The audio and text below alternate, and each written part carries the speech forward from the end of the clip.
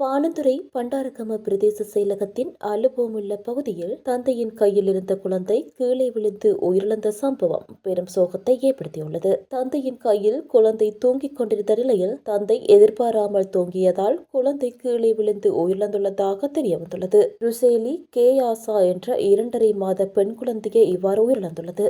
இரவு பணியை முடித்துவிட்டு காலை 6:15 மணிக்கு வீட்டுக்கு வந்த தந்தை குழந்தையை தூக்கி வைத்துக் கொண்டிருந்த போது அவர் உறங்கியுள்ளார். இதன்போது கைதவறி விழுந்த குழந்தையின் தலை சீமெந்து தரையில் பட்டமையினால் மூளைக்குள் இரத்த கசிவு ஏற்பட்டுள்ளது. உடனடியாக கொழும்பு ரிச்வே மருத்துவமனையில் அனுமதிக்கப்பட்ட குழந்தை சிகிச்சை பலனின்றி 3 நாட்களின் பின்னர் உயிரிழந்துள்ளது.